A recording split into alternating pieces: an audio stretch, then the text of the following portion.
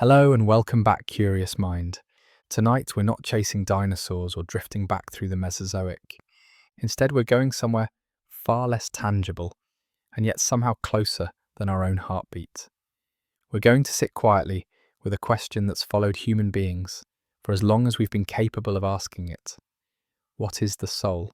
It's a question older than language, older than philosophy, older perhaps than stories themselves. Before there were books or temples or carved stone, there were people staring into campfires, wondering what happens when the light in someone's eyes goes out. Not just their body, that's still there, but something else, something you can't weigh or hold, something that leaves quietly without telling you where it's going. The word soul is one way of naming that mystery. Different cultures have called it by other names: Atman, Psyche, Anima, Chi, Ka. Some imagined it as a breath, some as a spark, some as a shadow that walks beside you. In some traditions, it's immortal, untouched by the decay of the body. In others, it's woven into the fabric of the universe itself, inseparable from everything else. But before we wander too far into ancient scriptures or modern theories, let's just pause and feel the weight of the question itself. If you close your eyes right now, can you sense you, not your body, not the weight of your hands or the sound of your breathing, but the silent awareness behind it all? Is that the soul, or is that just the mind taking a step back to look at itself? Science doesn't have an easy answer here, and perhaps that's part of the appeal. Unlike the age of a fossil or the orbit of a planet, the soul resists measurement. It won't sit still under a microscope. It doesn't leave behind a skeleton. Yet, curiously, it leaves traces. In art, in music, in the way a loved one's handwriting can feel like a voice speaking in your head. The soul, if it exists, might not live in bone or blood, but in moments. A shared glance, a laugh that catches you off guard. The way a song from years ago can pull tears from your eyes before you even know why. We humans have been collecting these traces for millennia. Egyptians carefully weighed the soul, or at least they imagined they did.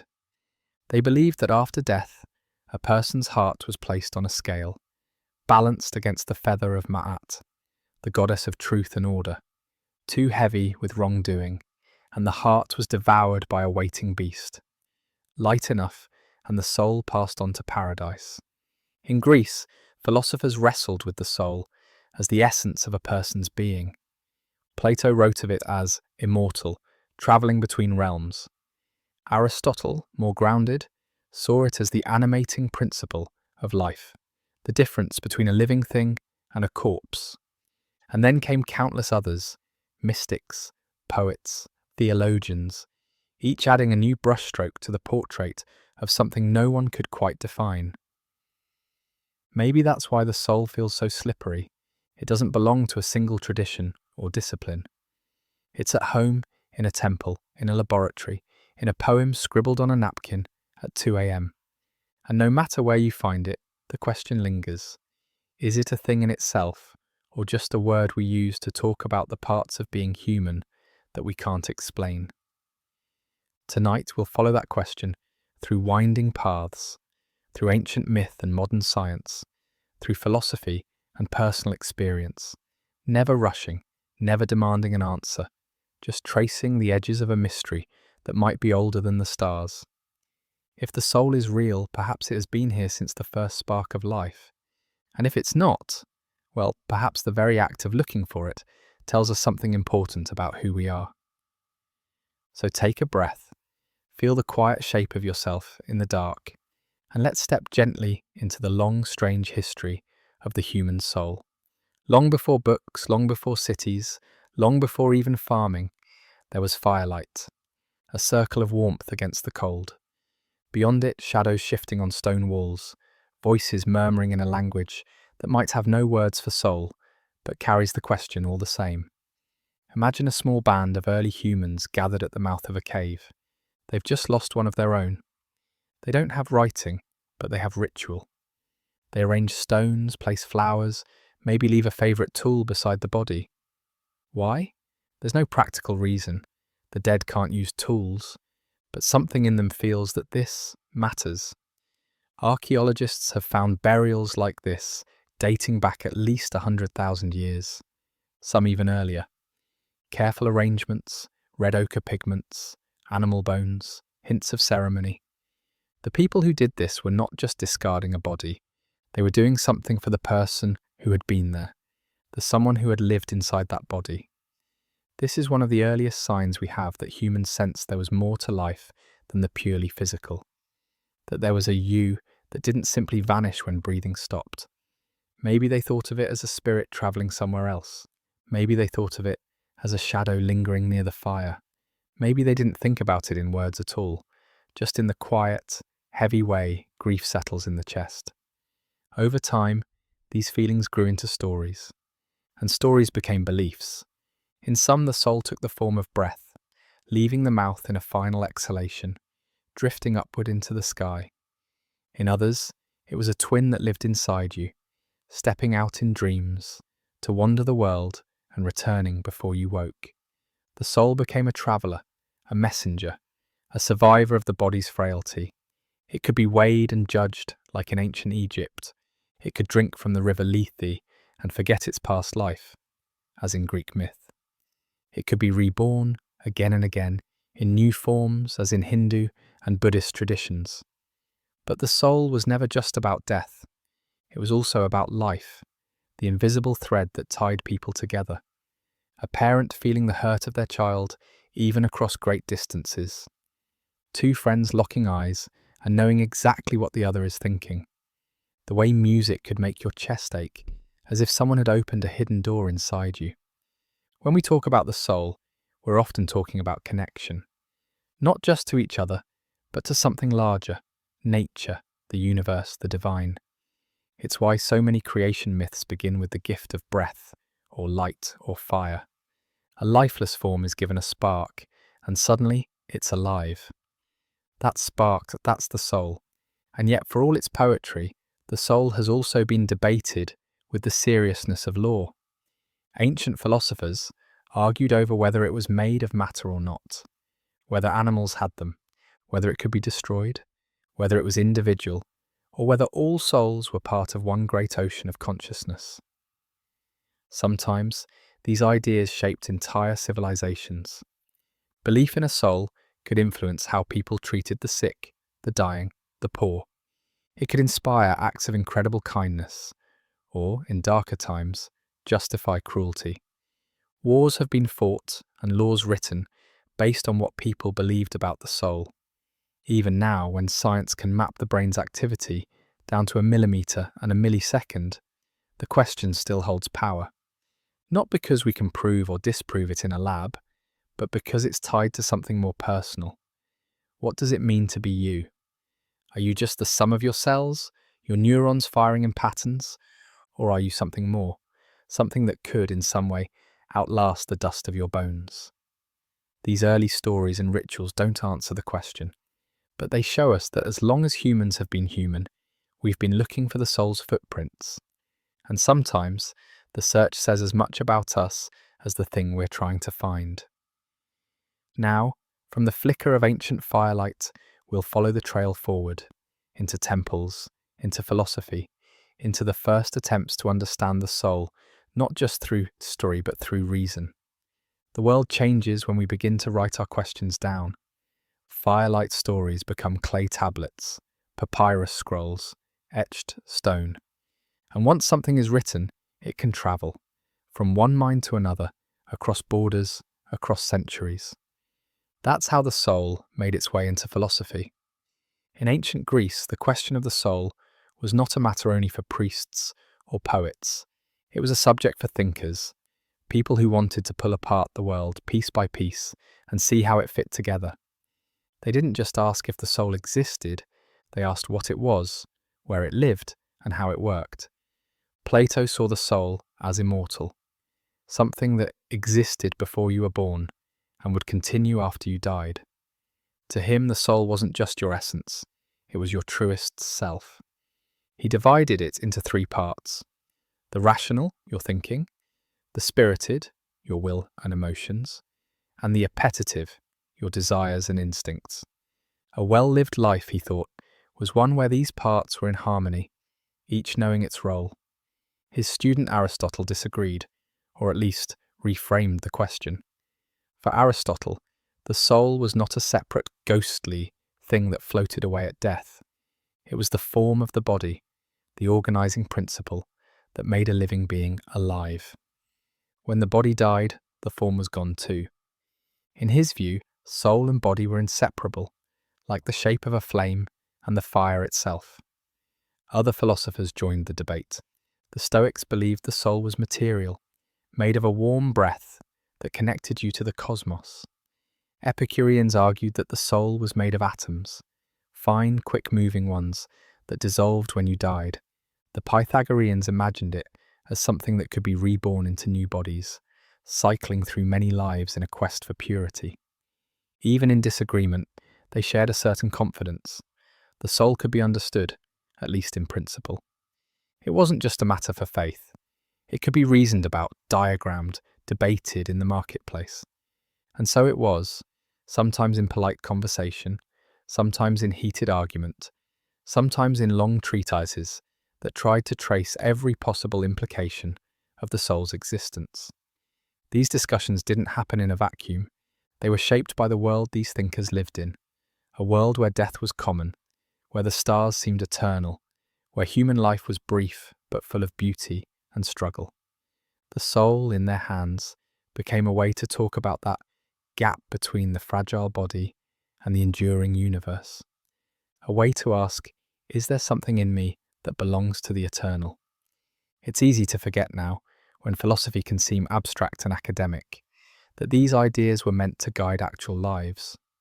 If you believed the soul was immortal, you might live with one eye on eternity. If you believed it perished with the body, you might focus on making the most of the present. If you believed the soul was part of a larger cosmic order, you might try to live in harmony with that order, trusting that you were already connected to something greater. From the philosophers, the idea of the soul moved in two directions at once, toward the mystical and toward the practical. Mystics would take the soul into visions and prayers. Doctors and scientists would try to locate it, measure it, understand its mechanics. The next part of our journey takes us to those more mystical shores, to temples and scriptures, where the soul is not a theory, but a living presence. Step through the stone gates of an ancient temple. The air is cool, scented with incense. Light filters through high windows, catching in the smoke, turning it into slow-moving columns of gold. Here, the soul is not a question to be argued. It is a truth to be honoured. In Egypt, priests conducted rituals not just for the gods, but for the care and safe passage of the soul. They spoke of the Ka, a life force that stayed close to the body, and the Ba, a more mobile aspect that could travel between the world of the living and the dead. Together they made up the essence of a person, which would need food, drink, and protection, even after death. Tombs were stocked with offerings for this reason, their walls painted with scenes of daily life to comfort the departed soul.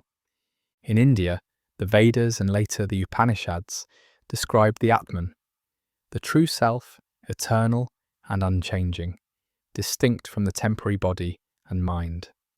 To know your Atman, they said, was to know Brahman, the ultimate reality. The soul here was not just about survival after death. It was about awakening to the fact that you were never truly separate from the whole of existence. Rebirth was the rule, not the exception, and the cycle of samsara, birth, death, and rebirth, could be broken through self-realization. In China, the concept of the soul was woven into ideas of balance and energy. The Hun, spiritual soul, and Po, corporeal soul, were thought to separate at death, one rising to the heavens, the other sinking with the body. Life itself was animated by Qi, the vital energy that flowed through all things. Here, the soul was less an isolated spark and more a thread in a vast living fabric. And in the Abrahamic traditions, Judaism, Christianity, Islam, the soul became central to the story of human purpose. Created by God, unique to each person, the soul was the seat of moral choice, and the part of you that could be saved, judged, or redeemed. Whether destined for eternal union with the divine or eternal separation from it, the soul's fate gave life a moral weight that extended beyond the grave. Across these traditions, the soul was not something to be located in the body, but something that defined the body's meaning. It was the reason humans had dignity, why life was sacred, why death was a passage rather than an end. To tend to the soul, through prayer, meditation, ritual, or righteous action, was to tend to the very core of yourself. And yet in all these temples and scriptures, the soul remained mysterious.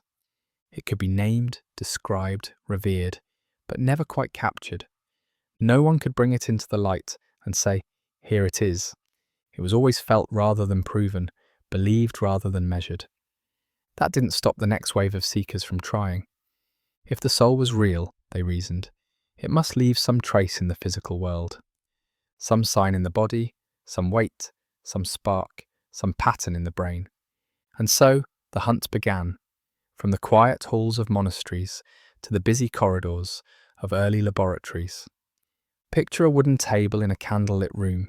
On it lies a human body, carefully prepared for dissection.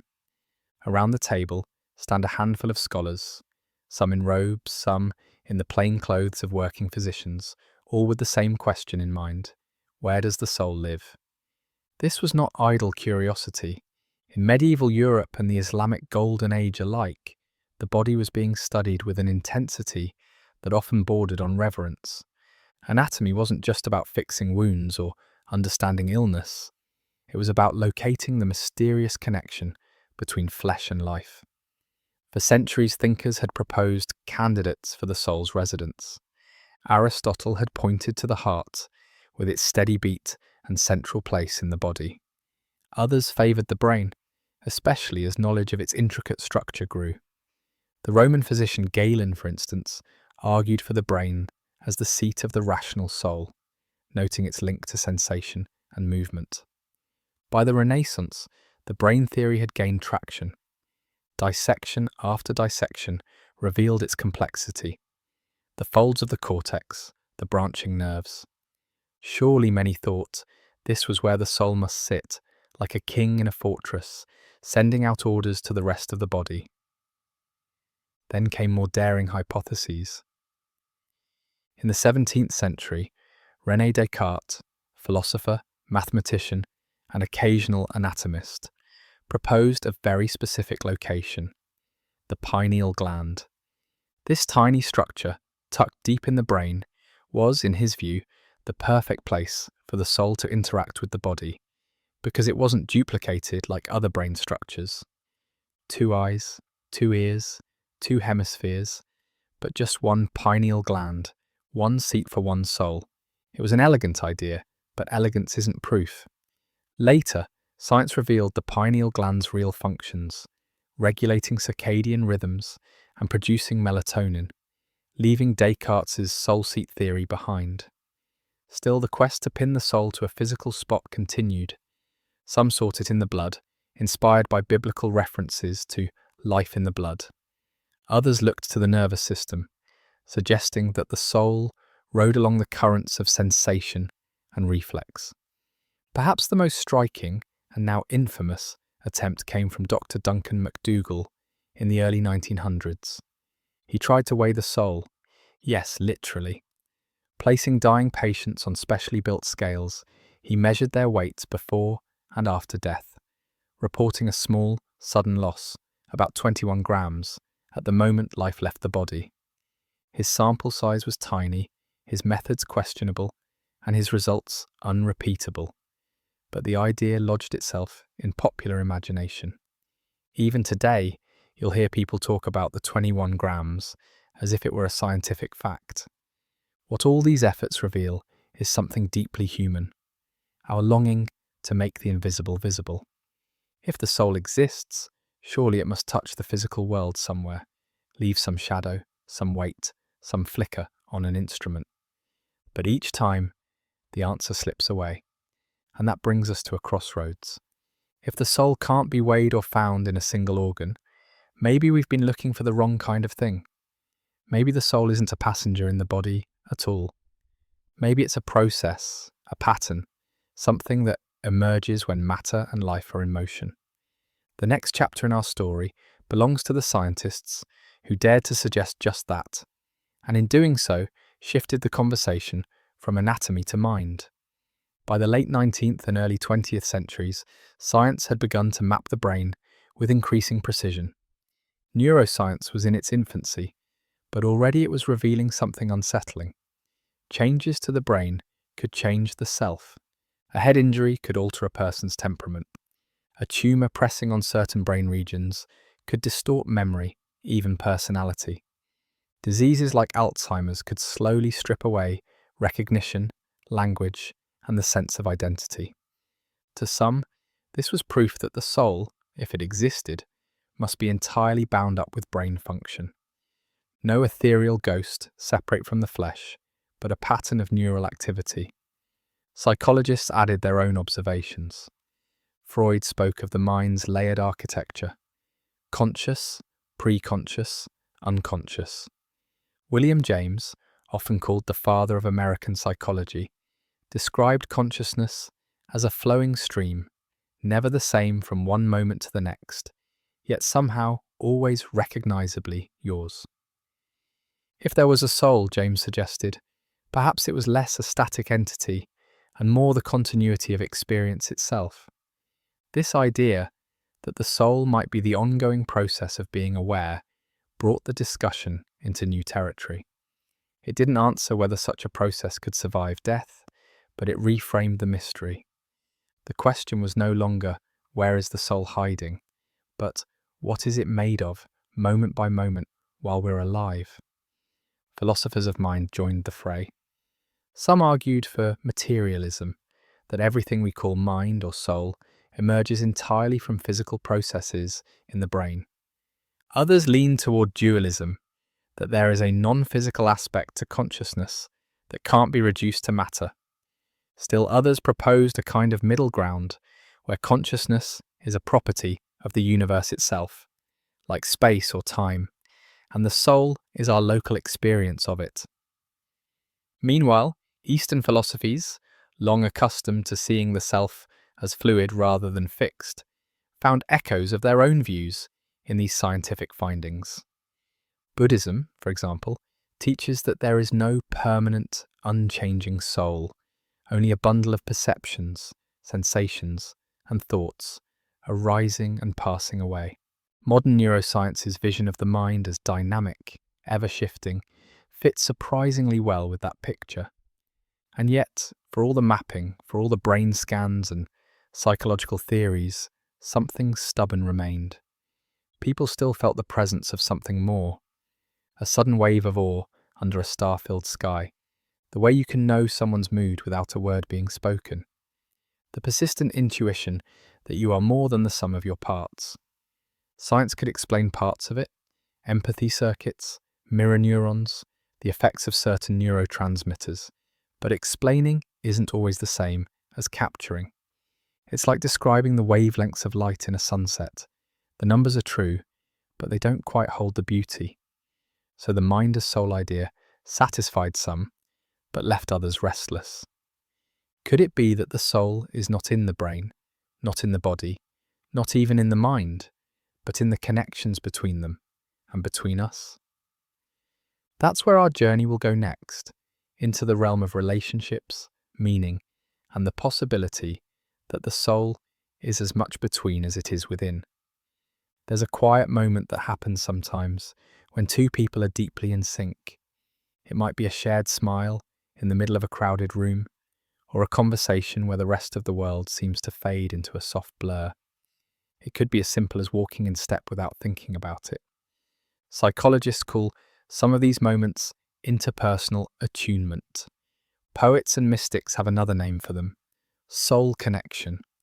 If we think of the soul not as a solitary thing inside us, but as something woven into our relationships, the world begins to look different. Here, the me and the you overlap in ways that can't be fully measured or explained. You've probably felt it. When a friend finishes your sentence, when a partner knows you're upset without you saying a word, when the energy in a room shifts the instant someone walks in. Some traditions have taken this further, suggesting that souls are not separate at all. In Kabbalistic thought, individual souls are sparks from a greater whole.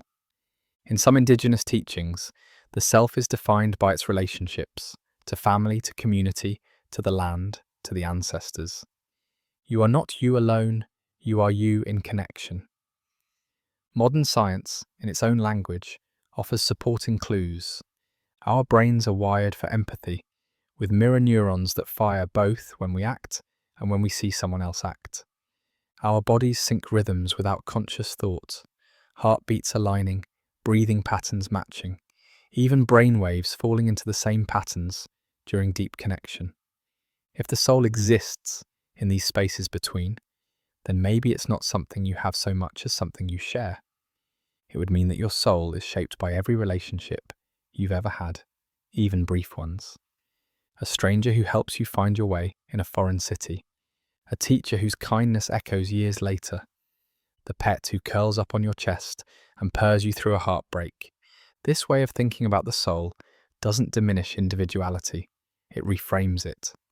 Your soul story is partly written in your own voice, and partly in the voices of everyone who's ever touched your life. It's a tapestry of impressions, memories, and shared meaning. Of course, this raises its own questions. If the soul is partly between us, what happens when one person dies? Does the connection break?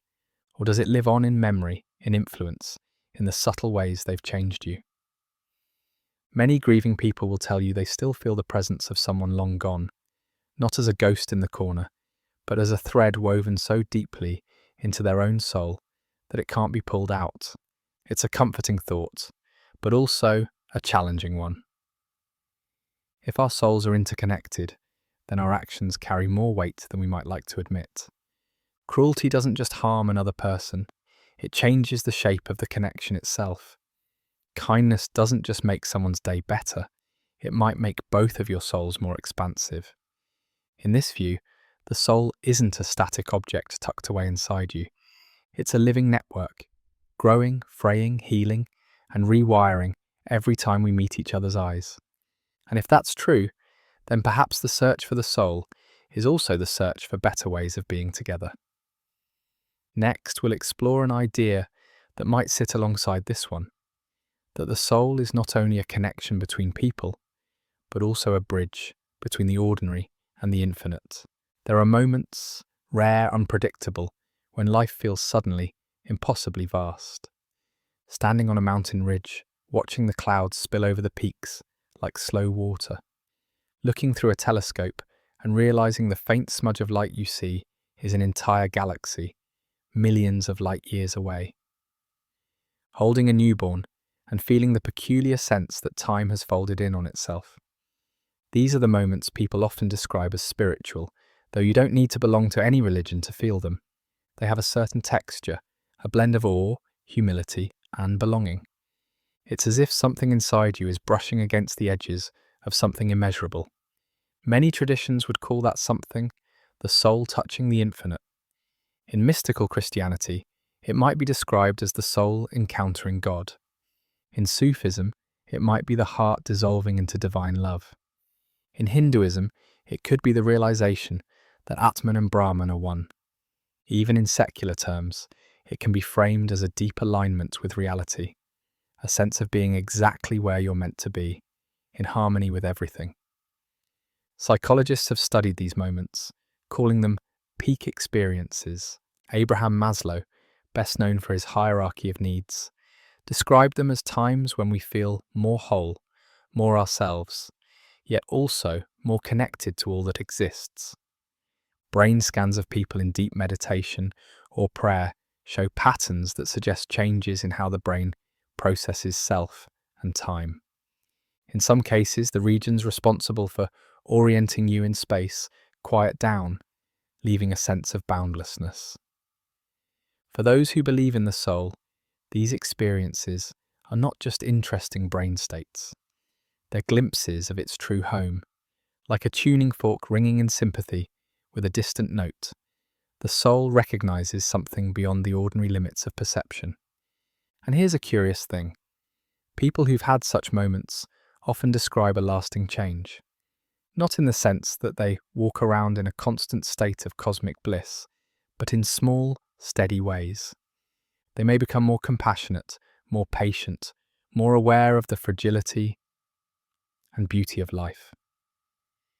It's as if the soul, having touched the infinite, carries back a fragment of its light. Of course, there's debate about what's actually happening here. Materialists argue that these moments are entirely products of the brain, chemical and electrical events that, while profound, are ultimately contained within our skulls. Mystics counter that the brain is not the source of such experiences, but the instrument through which they are played. Either way, the impact is undeniable. For as long as humans have told stories, they've told of visions, revelations, journeys into realms beyond the ordinary. Sometimes they return with commandments or prophecies, sometimes with nothing more than a quiet conviction that life is precious. If the soul is indeed the part of us that can brush against the infinite, then perhaps it's less like a possession and more like a sense, one that opens and closes in response to the way we live. And that brings us to the next question. If the soul can touch the infinite, can it return to it after death? That's where our journey will wander next, into the afterlife, reincarnation, and what different ages have dared to imagine comes next. Death is the moment when the question of the soul feels most urgent. If there is a part of us that is more than flesh and blood, what happens to it when breathing stops, when the heart is still? Across history, answers have taken many forms, each like a road leading away from the familiar world. In ancient Egypt, as we've seen, the soul's journey was detailed and demanding. It passed through the Hall of Two Truths, where the heart was weighed against the feather of Ma'at. If light, the soul moved on into the field of reeds, a perfected Egypt of abundance and peace. If heavy with wrongdoing, it met the devourer, part lion, part hippo, part crocodile, and entirely final. The Greeks imagined the underworld as a shadowed realm ruled by Hades. Souls crossed the river Styx with the help of Charon, the ferryman, paid with coins placed on their eyes or in their mouths. Once there, they wandered in the asphodel meadows, or, if especially heroic, in the bright Elysian fields.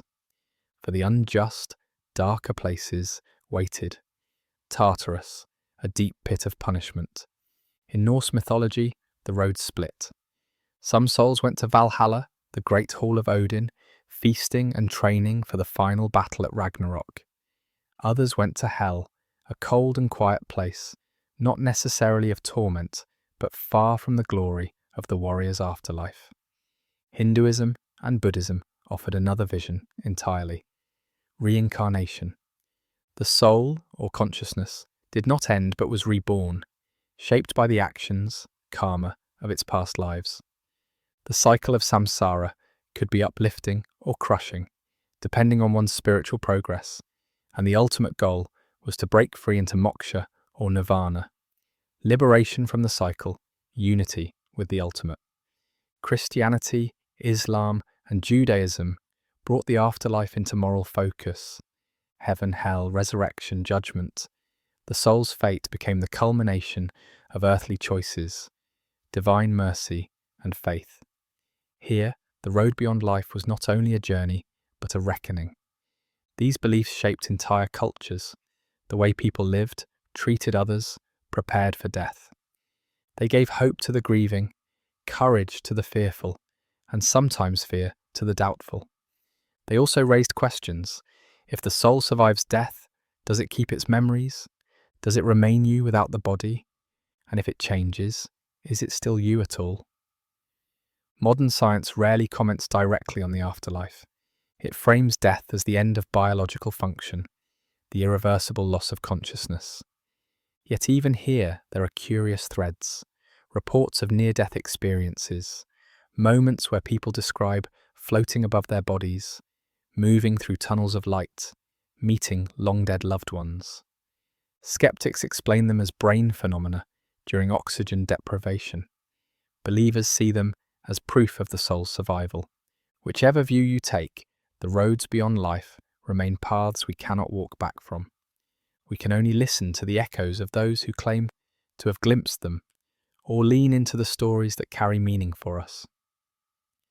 From here, our exploration will follow one of the most enduring ideas in this realm, the possibility that the soul returns, over and over, wearing new faces. Reincarnation is, at its heart, a story about continuity, the idea that life is not a straight line, but a wheel, turning endlessly. The soul leaves one body, rests or travels for a time, and then enters another. The details differ from culture to culture, but the theme is ancient and surprisingly widespread. In Hindu philosophy, the soul, Atman, is eternal, but bound to the cycle of samsara by karma, the moral weight of one's actions. A life of compassion and selflessness might lead to a better rebirth. Cruelty and ignorance might lead to a more difficult one. Liberation, moksha, comes when the soul realizes its true nature and its unity with Brahman, the ultimate reality. Buddhism reframes this slightly. There is no eternal, unchanging soul, but there is a continuity of consciousness, like a flame lighting another flame. Karma shapes the conditions of the next life, but liberation, nirvana, comes from seeing through the illusion of a permanent self altogether. In ancient Greece, the philosopher Pythagoras spoke of the transmigration of souls, claiming to remember his own past lives. Plato described the soul's journey between lives in mythic terms, choosing its next incarnation based on lessons learned and unlearned. Among the Druids of Celtic tradition, reincarnation was a given.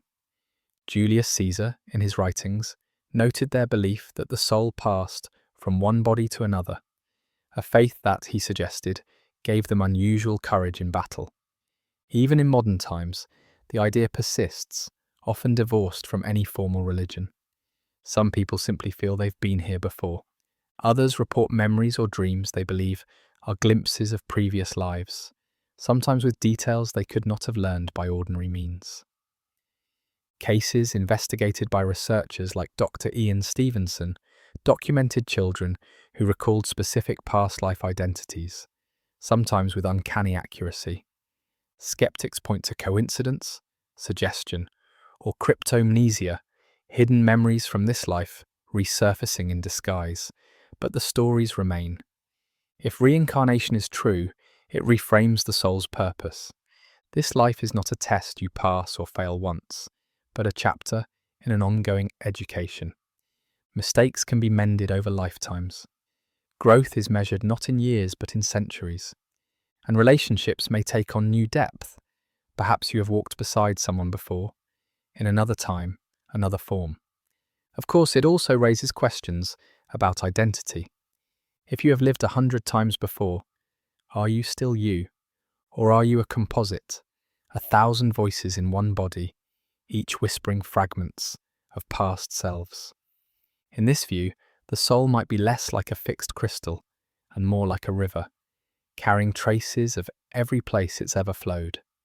From here, we might ask, if the soul moves through many lives, what is it gathering? Knowledge, wisdom, or is the journey itself the point, the turning of the wheel, the soul's own form of breathing?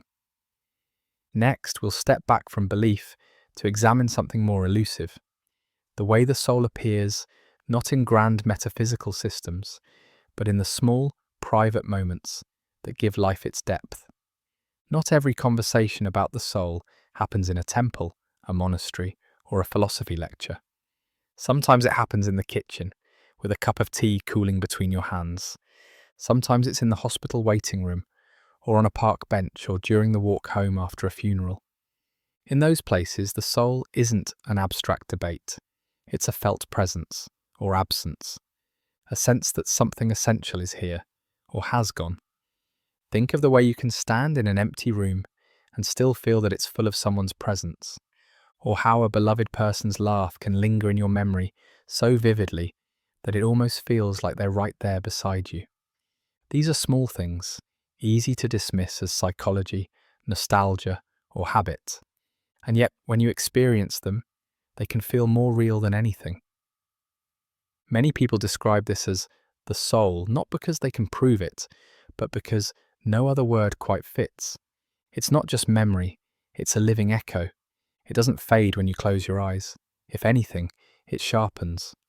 Sometimes it's comforting, sometimes it's bittersweet, but it always carries a certain gravity, as if it belongs to a deeper layer of reality. You don't need to lose someone to feel it. The soul can also be sensed in the living, in moments of quiet, in someone's steady gaze, in the stillness between words. Children sometimes notice it without knowing what they're noticing, staring at someone for a long time, as if trying to read a page that isn't written in ink. Even animals seem to respond to it. A dog resting its head on your knee when you're sad. A cat sitting silently beside you in the dark, as if keeping watch over something invisible but important. We tend to call these instincts, but if the soul is a real presence, perhaps instinct is simply the ability to sense it without the noise of overthinking. The trouble and the beauty is that the soul's presence is subtle. It doesn't demand attention like the body does. It whispers instead of shouts, and you have to slow down to notice it. That's why so many people find it in nature, away from the rush of the city, walking under old trees, watching the sun set into the sea, sitting beside a river that's been flowing for longer than human memory. The poet Mary Oliver once wrote, "Attention is the beginning of devotion." If the soul is there, perhaps it's devotion, in whatever form, that makes it easier to feel. Not devotion in the narrow sense of religion, but in the wide sense of giving yourself fully to the moment, allowing it to open you. We don't have to decide here whether these moments prove the soul's existence. They may be nothing more than brain chemistry. They may be nothing less than the brush of eternity. Either way, they're worth noticing. Next, we'll turn to another way the soul appears, not as presence, but as expression.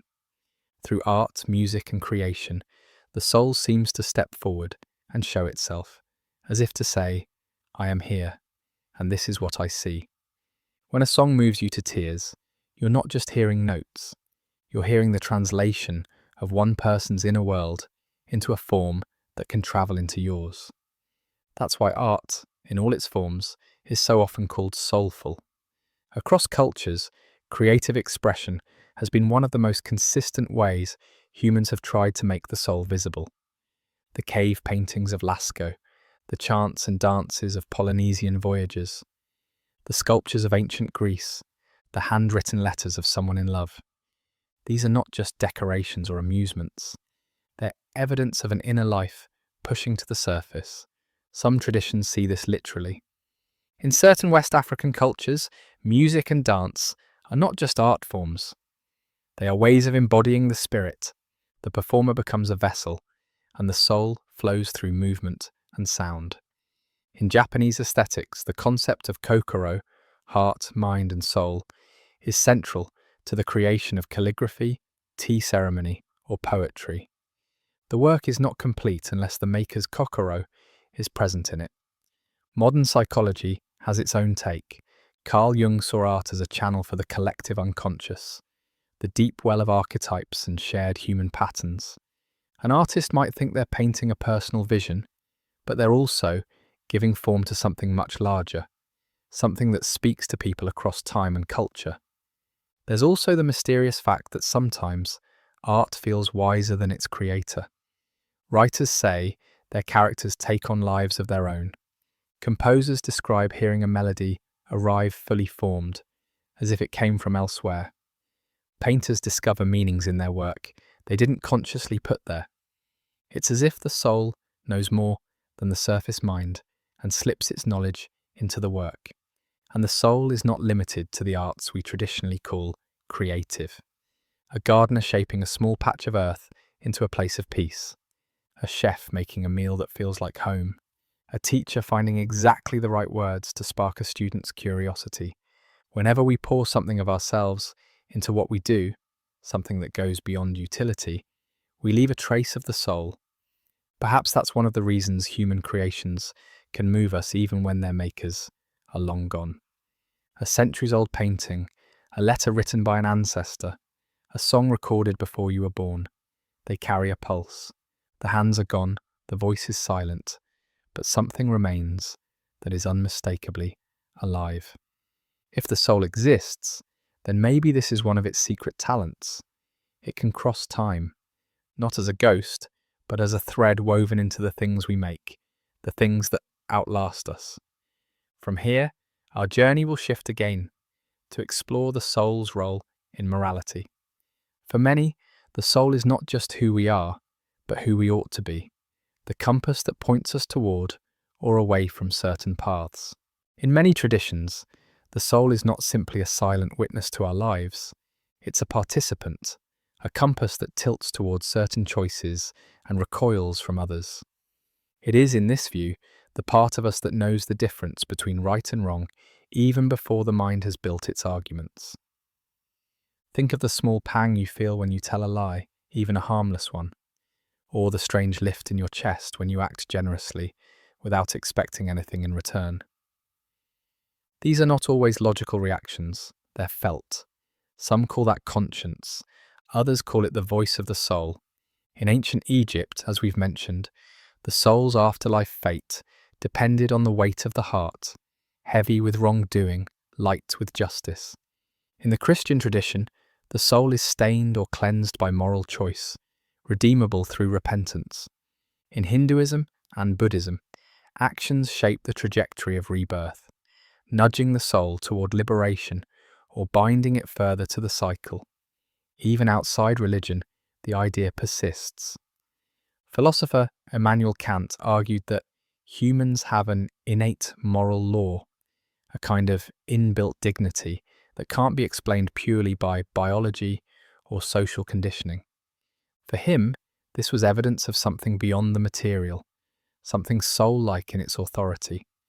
But the moral role of the soul is not always gentle. In some teachings, it is also a witness that cannot be deceived. You can lie to others and even to yourself, but the soul records the truth. The Quran describes a day when the soul will know what it has sent forward and kept back, a moment of unveiling where nothing is hidden. Psychologists might describe this less as metaphysics and more as the integration of self, the way unresolved guilt or self-betrayal can weigh on us, while living in line with our values brings a sense of inner peace.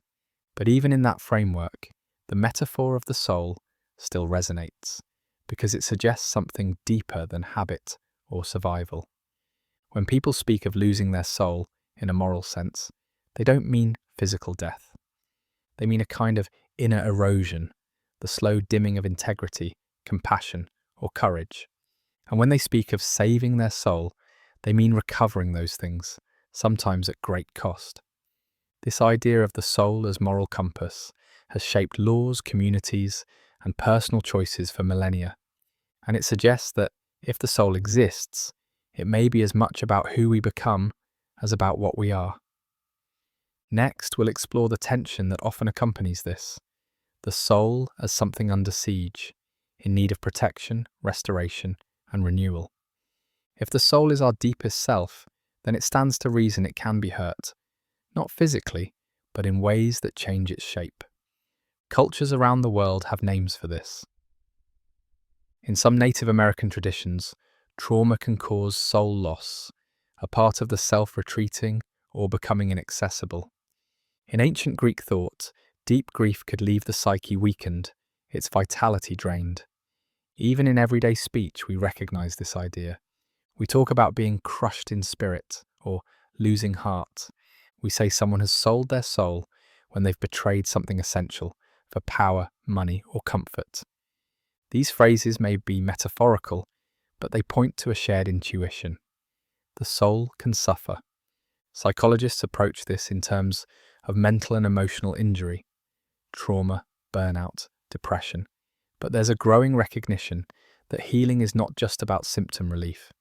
It's about restoring a sense of meaning, connection, and identity, things that sound very much like the domain of the soul. In some traditions, Healing a wounded soul requires ritual. Shamans may perform ceremonies to call back lost parts of the soul. Pilgrimage, confession, fasting, or meditation can serve as ways to cleanse or renew it. In modern contexts, therapy, art, and community support often play similar roles, helping a person reclaim parts of themselves that have gone silent. One striking feature of these healing approaches is that they usually involve relationship with others, with nature, with the divine. A wounded soul is often an isolated one, cut off from the very connections that give it strength. Restoration, then, is about rejoining the web, remembering that the soul is not only within you, but also between you and the world. Some stories suggest that a wounded soul can emerge stronger.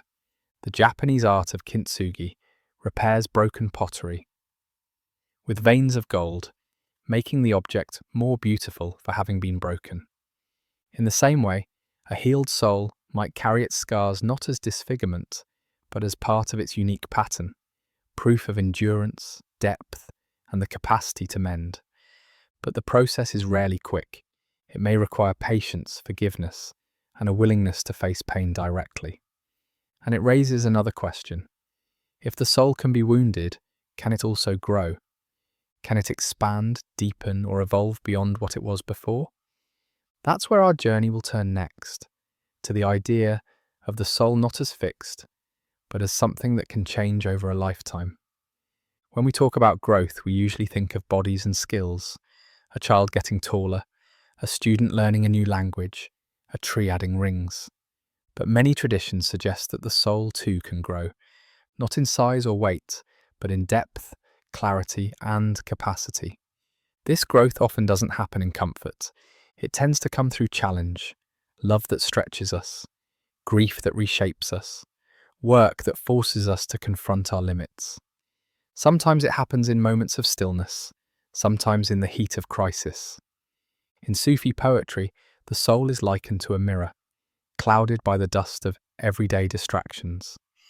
Through discipline, love, and remembrance, the dust is slowly polished away, and the mirror reflects the divine more clearly. In Christian mysticism, the soul's growth is described as a journey toward God, moving through stages of awakening, purification, and union. In Buddhism, there is the idea of bodhicitta, the awakening of the heart's deep wish to help all beings, as a sign of the soul's ripening compassion. Even outside religious frameworks, people speak of becoming wiser, more grounded, more themselves over time.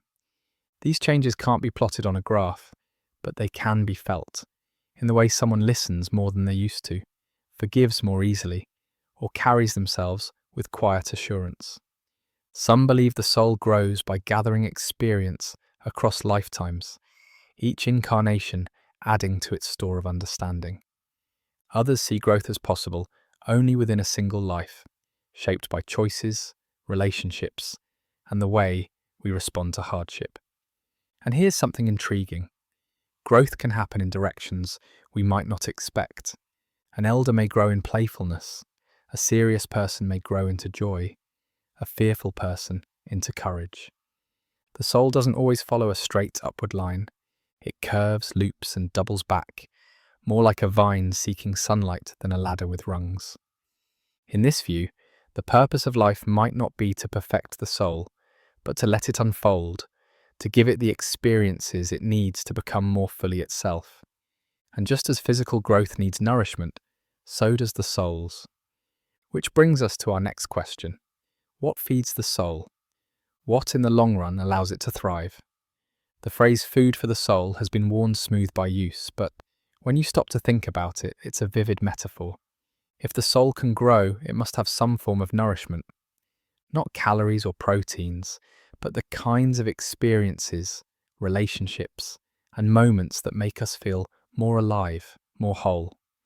For some, soul food comes from beauty, music that moves the body and quiets the mind, art that opens a new way of seeing, landscapes that draw a deep breath from the chest.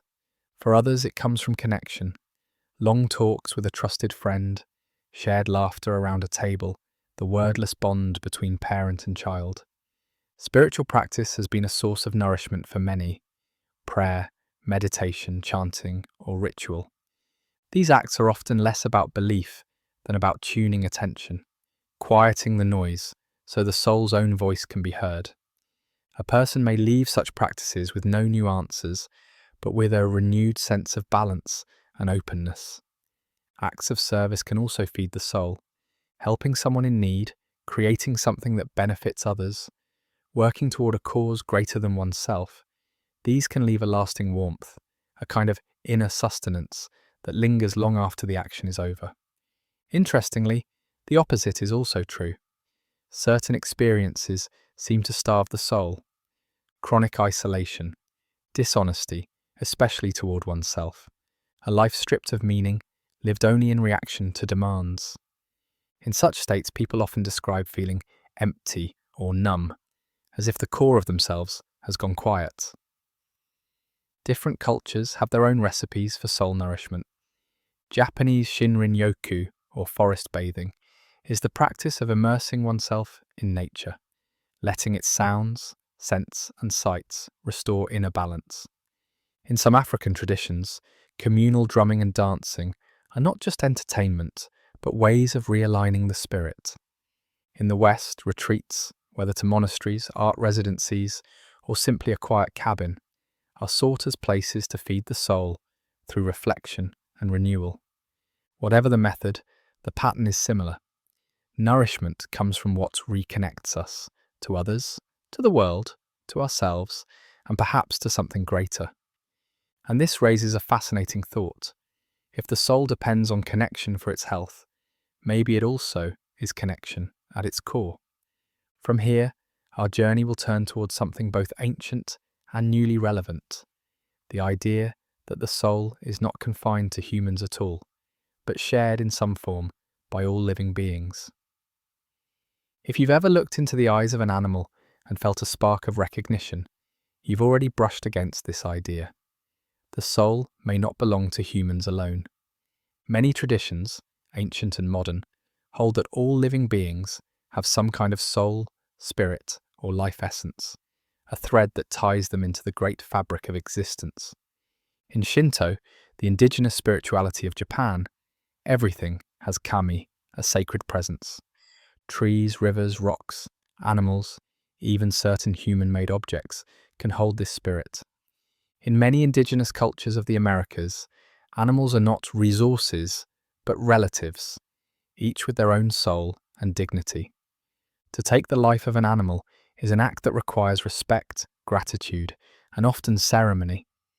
Hinduism speaks of the jiva, the individual soul that exists in all living beings, human and non-human alike, each on its own path through the cycles of birth and death. Buddhism extends compassion to all sentient beings, recognizing that the capacity to feel, suffer, and seek well-being is not unique to humans. Even in the West, where the soul has often been considered a uniquely human possession, there are undercurrents of broader connection. St. Francis of Assisi famously called the sun his brother and the moon his sister, and spoke to animals as companions in the divine family. Modern science offers a different kind of recognition. We know now that animals experience emotions, solve problems, form bonds, and in some cases even mourn their dead. Whales carry their calves for days after they've died. Elephants revisit the bones of fallen herd members. Crows gather in what look like funerals. If the soul is defined as self-awareness, empathy, or connection, it seems hard to draw a clean line between us and them. And if the soul is something even broader, the spark of life itself, then perhaps it is the same in a hummingbird as in a human, only wearing a different shape. This idea can change the way we move through the world. If every being carries a soul, then every encounter is sacred in its own way. Every meal, every landscape, every shared moment becomes part of a living web where the soul is not a solitary possession, but a shared inheritance. Of course, this raises deeper questions. If all beings have souls, what happens to them in death? Do they share in the same afterlife? Do they return in new forms? Or is their journey something we cannot even imagine?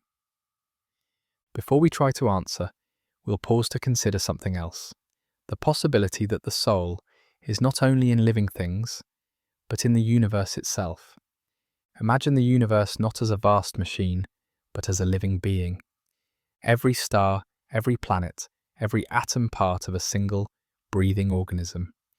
This is the ancient idea of the anima mundi, the world soul. In Plato's Timaeus, the world is described as a living creature with its own soul, created by the divine to be harmonious and whole.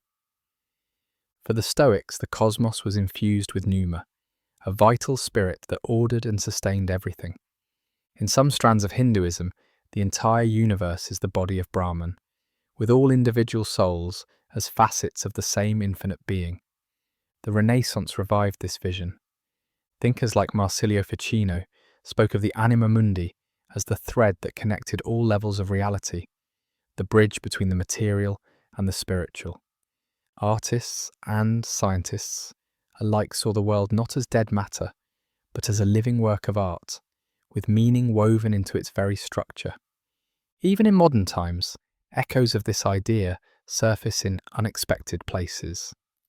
In ecology, we speak of the Earth as a system in balance, self-regulating like a body. The Gaia hypothesis, proposed by James Lovelock, suggests that the biosphere and the physical Earth are so deeply intertwined that they function as a single organism. Though framed in scientific language, it's not far from calling the Earth alive. Some physicists and philosophers have gone further, wondering if consciousness is not just a byproduct of matter, but a fundamental feature of the universe. This idea, known as panpsychism, sees awareness as something present in all things, to some degree, not just brains, but bacteria, crystals, and stars. If that's true, then perhaps what we call the soul is not something we own at all. It may be a local eddy in a much larger current, a temporary pattern in the living flow of the cosmos. When our individual life ends, the pattern dissolves, but the current goes on. This way of thinking can be humbling and comforting at once. It means we are not separate from the soul of the world. We are expressions of it, the way waves are expressions of the sea. We rise, we fall, we return. From here, we'll turn to something that has always intrigued both mystics and scientists. The question of whether the soul can leave the body before death, and what that might reveal about its nature. For as long as people have been telling stories, there have been accounts of the soul leaving the body. Sometimes this happens at the brink of death, the near-death experience, but other times it is said to happen while a person is still very much alive. In shamanic traditions from Siberia to the Amazon, spiritual healers are trained to send their consciousness, their soul, on journeys to other realms, bringing back guidance or healing. These soul flights are often described with remarkable consistency. The sensation of rising, moving through vast distances, meeting spirits or ancestors, and returning with new insight. In ancient Egypt, the Ba, one aspect of the soul, was often depicted as a bird with a human head, free to leave the body during sleep and return at will. Similarly, in some indigenous North American beliefs, dreams are understood as the soul travelling, encountering other beings and places beyond the waking world. Modern accounts of out-of-body experiences, OBEs, often share a certain pattern, a sudden sense of floating above one's own body, the ability to move without physical effort, sometimes instantaneously, a heightened clarity of perception, even from impossible vantage points.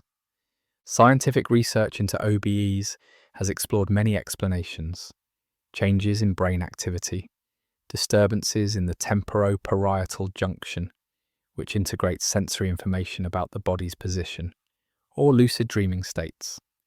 These can reproduce some of the sensations without invoking the soul. Yet some reports resist easy dismissal. There are cases of people describing details they could not have seen from their physical position, objects on high shelves, events in other rooms. Such stories remain controversial, straddling the line between science and mystery. Whether literal or symbolic, these journeys raise a profound question. If the soul can exist apart from the body, even briefly, what does that mean for our understanding of death? It hints at the possibility that consciousness, or whatever we mean by soul, might be more mobile, more independent than the body that houses it. Next, we'll explore an even stranger possibility, the idea that the soul's movements are not bound by time at all. Most of us experience time as a steady flow, past behind us, future ahead, present slipping through our fingers. But in moments of deep reflection, meditation, or even sudden crisis, time can seem to stretch, stop, or fold in on itself. Some mystical traditions suggest that the soul is not bound by time in the way the body is. In Hindu philosophy, the Atman, the true self, is eternal, existing beyond the cycles of birth and death. In Christian theology, the soul's destiny unfolds in eternity, where time as we know it has no meaning. Mystics in many traditions speak of visions in which centuries pass in an instant, or the past and future appear side by side. Modern physics complicates our picture of time as well. Relativity shows that time's flow is not absolute. It bends with speed and gravity. Some physicists have speculated that all moments exist simultaneously in a block universe, where the flow of time is a feature of consciousness, not reality itself. If the soul exists outside of time, then perhaps what we call past lives and future lives are not a sequence at all, but different rooms in the same vast house. From the soul's perspective, moving between them might be less like reincarnation and more like changing the channel. There are also countless stories of people receiving knowledge or visions that seem to come from another time, glimpses of events not yet happened, or memories of times long before their birth. Skeptics see these as coincidences, subconscious pattern recognition, or false memories. Believers see them as evidence that the soul is not walking a single line through life, but weaving in and out of a much larger tapestry. This view can be dizzying. It suggests that the soul may hold far more than we consciously access, that we are, in a sense, timeless beings having a time-bound experience. It also brings us back to one of the deepest questions of all. If the soul exists outside time, where or what does it ultimately belong to? From here, our journey will turn toward the soul's relationship with the divine, and the many ways humans have imagined that connection. For many, the soul is defined not by its independence, but by its connection, specifically its connection to the divine. This divine may be understood as God, the gods, the Great Spirit, the Source, the Infinite. The names vary, but the idea is the same. The soul's truest home is not here, but in that which is beyond. In Christian mysticism, the soul is sometimes called the bride of Christ, yearning for union with God. Saint Teresa of Avila described the soul's journey as moving inward through a series of mansions, each one bringing it closer to the divine center. In Sufism, the soul is a lover and God is the beloved. The separation of earthly life is a wound, and the ultimate joy is reunion. Hinduism speaks of the Atman and Brahman as one. The soul is not merely connected to the divine, it is divine, though veiled by ignorance. Realization is the lifting of that veil. In Buddhism, while there is no eternal soul, in the same sense, the awakened mind sees through the illusion of separateness and rests in the boundless nature of reality, which some interpret as a kind of divine awareness. Even in polytheistic traditions, the soul is often seen as having an origin in the divine realm. The ancient Greeks spoke of the soul as a gift from the gods, breathed into the body at birth. In Maori belief, the wairua, the spiritual essence, comes from the atua, the spiritual powers, and returns to them after death. The relationship between soul and divine is often described as both intimate and mysterious. intimate, because people report feeling a deep personal connection in prayer, meditation, or sudden moments of grace. Mysterious, because the divine is said to be infinite, and the soul, though vast, is still a finite vessel. For some, the divine is the source from which the soul is sent, a flame from the great fire. For others, it is the destination to which the soul returns, the sea into which the river flows. And for still others, the divine and the soul are not separate at all, but two words for the same thing. This raises another question, one that has troubled and inspired thinkers for centuries. If the soul is divine or connected to the divine, why is life so often filled with suffering? That will be the next turn in our journey. If the soul is eternal, divine, or at least the deepest part of who we are, then suffering can feel like a contradiction. Why would something so precious and enduring have to endure pain? Why would the divine allow it? Different traditions answer in different ways. In Christianity, suffering can be a trial, a purification, a participation in the suffering of Christ. It is not the end of the story, but a dark chapter that leads to resurrection. In Hinduism and Buddhism, suffering, dukkha, is a natural part of the cycle of life, caused by attachment, ignorance, and karma. Not punishment, but consequence, and also an opportunity for awakening.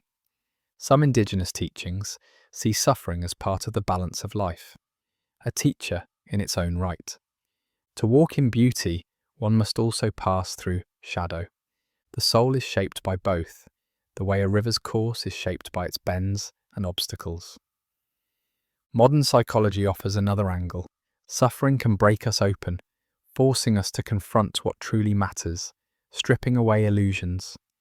Viktor Frankl, a Holocaust survivor and psychiatrist, wrote that meaning, even in suffering, is essential to the human spirit. Without meaning, suffering crushes. With meaning, it can transform. Yet not all suffering feels purposeful, and not all wounds heal neatly. Some people emerge stronger, more compassionate. Others feel diminished, hollowed out.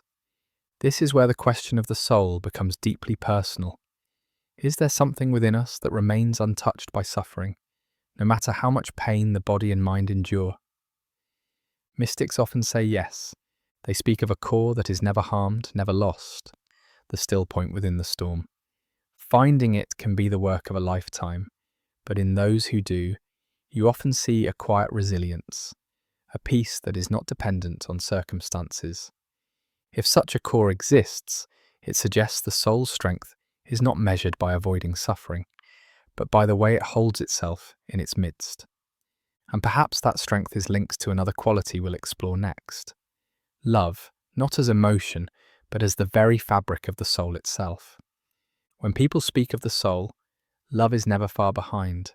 Not just romantic love, but the broad, radiant kind, the love that parents have for children, that friends share over decades, that strangers can feel in moments of compassion. Mystics in nearly every tradition have claimed that love is not simply a property of the soul, but its essence. In Christianity, God is described as love itself, and the soul is seen as a reflection of that divine nature.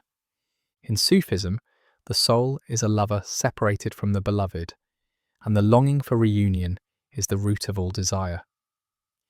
Hindu philosophy speaks of prema, pure love, as the highest expression of the soul's realization.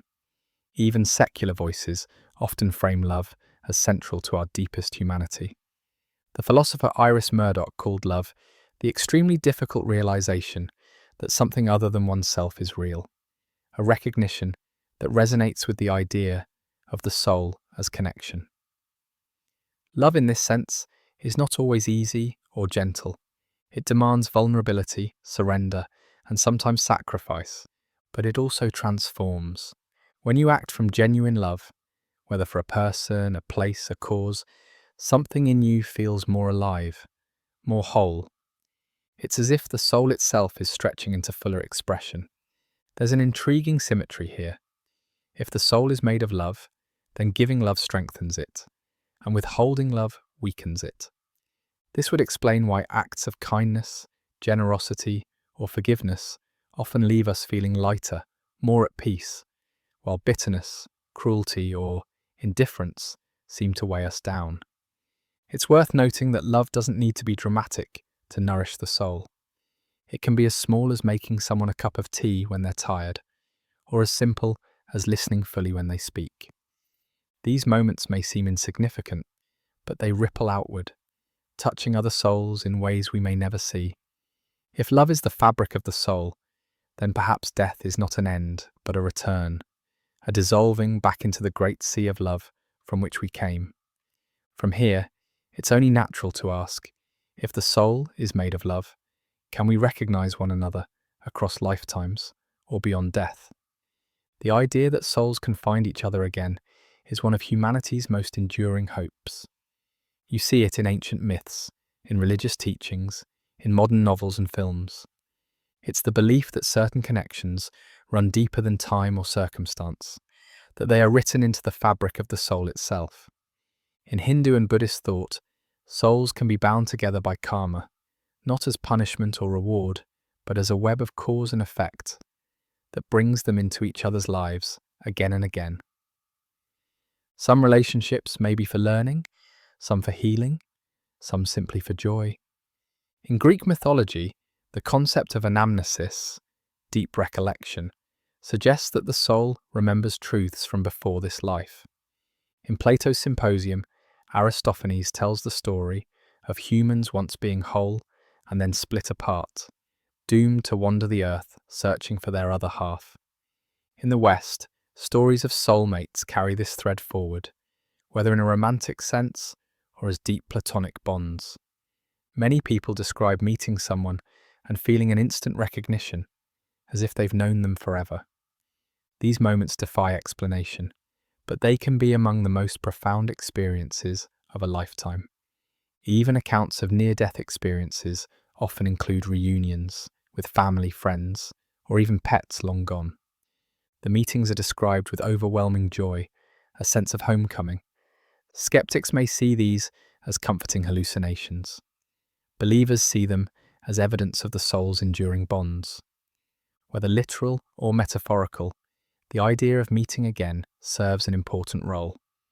It reassures us that love is not wasted, that the connections we make are not erased by time or death. It frames life not as a series of random encounters, but as part of a longer, deeper story. And it hints at something else. If souls can find each other across lifetimes, then perhaps they also share a collective journey, a purpose larger than any single individual. That's where we'll turn next, the idea of the collective soul. What if the soul is not an isolated flame, but a spark in a great fire? Across cultures, there is a recurring idea that beneath the surface of individual identity, all souls are connected, threads in a single vast tapestry. In some indigenous North American traditions, there is no sharp divide between my soul and your soul. Spirit is understood as something shared, flowing through the whole community, through the land, through the ancestors yet to be born. A wound to one is a wound to all, a blessing to one uplifts the whole. The Kabbalistic tradition in Judaism speaks of all souls as fragments of a greater soul, Adam Harishon, the first human. Through spiritual work, acts of kindness, and moral living, each fragment is refined, and the collective whole is brought closer to its original harmony. In Sufism, the metaphor is of the ocean and its waves. Each soul is a wave, distinct in form, yet inseparable from the sea. When a wave falls back, it is not lost. It becomes part of the ocean again. The ocean never diminishes. In fact, it is enriched by every wave that has risen and returned. Modern thinkers have explored this in the language of psychology. Carl Jung's collective unconscious suggests that beneath our personal memories lies a shared reservoir of archetypes and experiences common to all humans. In this sense, the soul is not only personal, but communal, shaped by and contributing to the whole of humanity. This perspective can shift how we see our lives. If souls are connected, then our actions ripple outward in ways we can't fully measure. Helping a stranger, creating beauty, even quietly holding compassion for someone, these may all strengthen the collective soul. Likewise, harm or cruelty doesn't just affect the victim, it frays the shared fabric we all depend on. And if we share a collective soul, then perhaps part of our purpose is to heal it, to restore what has been torn, to carry forward what is good. That leads naturally to the question of purpose. If the soul exists, why is it here at all? Theories abound about why the soul enters the physical world. In some traditions, it is for learning, a kind of spiritual school where each life offers lessons tailored to the soul's growth. In others, it is for service. The soul takes a form to help others, to contribute to the unfolding of a larger plan. Hinduism often frames life as a stage in the soul's long journey toward liberation, moksha. Buddhism, though it does not posit a permanent soul, describes the continuity of consciousness moving through lifetimes, working toward awakening. Christianity speaks of life as a gift and a test, with the soul's eternal destiny shaped by its choices here. There are also philosophies in which the soul comes not to learn or serve, but simply to experience, to taste the texture of embodiment, to feel the sunlight on skin, to hear music, to love and be loved. In this view, life is not a problem to be solved, but an art to be lived. Mystics sometimes suggest that the soul comes here to remember, that in the density of physical existence, we forget our origin, and in the forgetting, we have the chance to rediscover it in a deeper, more conscious way. This makes life a kind of cosmic game of hide and seek, played between the soul and itself. The question of why may never have a single answer. Perhaps each soul comes for its own reason, some known only to itself. Or perhaps all the reasons are true at once. We are here to learn, to serve, to experience, and to remember. Whatever the reason, the journey changes the soul. And when the journey ends, another question rises. What happens next? That will be the focus of our next step, the moment the soul leaves the body for the final time. Death is the point where all our theories about the soul are tested, and for most of us, left unresolved. The body falters, the breath slows, the eyes grow distant, and then something happens. Whether that something is the extinguishing of consciousness or the release of the soul is the great question. Across time and culture, the moment of death has been described in strikingly similar ways. In Tibetan Buddhism, the Bardo teachings detail the stages the consciousness passes through after the last breath, from the peaceful dissolution of the senses to visions shaped by one's own mind. In ancient Egypt, priests recited spells from the Book of the Dead to guide the Ba and Ka, aspects of the soul, safely through the afterlife. Near-death experiences, NDEs, in modern times often follow a familiar arc, a sensation of leaving the body, sometimes looking down upon it, a movement toward light or a presence radiating love, encounters with deceased loved ones or spiritual beings, a review of one's life, vivid and detailed, often accompanied by a profound shift in perspective. Skeptics point to neurological explanations: lack of oxygen to the brain, the effects of neurotransmitters, the brain's attempt to make sense of shutdown. But those who've had such experiences often insist they felt more real than waking life, clear, vivid, beyond the reach of language. Some traditions describe the soul's departure as instantaneous. Others imagine it lingering near the body for days, saying farewells, adjusting to the change. In parts of rural Ireland, it was once believed that the soul could be seen leaving as a small light. In certain Pacific Island cultures, it was said to travel along a specific path to reach the ancestors. Regardless of the imagery, the act of departure is almost always framed as a transition, not an end. Something crosses a threshold, into light, into shadow, into mystery, which leads to the next question. Once the soul has crossed, where does it go? The destinations vary as widely as the cultures that imagine them. For Christians, there is heaven or hell, states of eternal union with or separation from God. Catholicism adds the idea of purgatory, a place of cleansing before entering heaven. In Islam, the soul awaits judgment in the grave, experiencing a foretaste of its final destiny before the day of resurrection. Hinduism and Buddhism offer the cycle of samsara, the wheel of birth, death, and rebirth. Where the soul goes depends on its karma, the cumulative imprint of past actions. A life lived in harmony with truth and compassion moves the soul toward liberation. A life bound by selfishness and ignorance draws it back into the cycle. In many indigenous traditions, the soul's journey is communal. The departed are welcomed by ancestors, becoming part of the unseen community that watches over the living. Death is not exile, but homecoming. Some modern spiritual perspectives blend these views, seeing the afterlife as a realm of continued learning. The soul meets with guides, reviews its life, and plans its next chapter, whether in another body or another form entirely. And then there are those who see no place at all, who believe the soul dissolves back into the source from which it came, losing all individuality the way a drop of water merges with the ocean. For some, this is a loss. For others, it is the ultimate liberation. In every version, the journey after death reflects the values of the culture imagining it: justice, harmony, love, unity. And in every version, the mystery remains. No one alive can say for certain, but if we take all these stories together, they suggest something powerful. The human heart has always sensed that life's end is not the end of the soul's story. That brings us to the final part of our journey, to look at the question we've been circling all along. Does the soul really exist, and how would we know? We've wandered through myth and philosophy, religion and science, personal stories and collective beliefs, all circling this one stubborn question. Does the soul actually exist? It's a question that resists proof. The soul cannot be placed under a microscope, weighed on a scale, or bottled in a jar. No experiment has captured it, no photograph has shown it beyond doubt.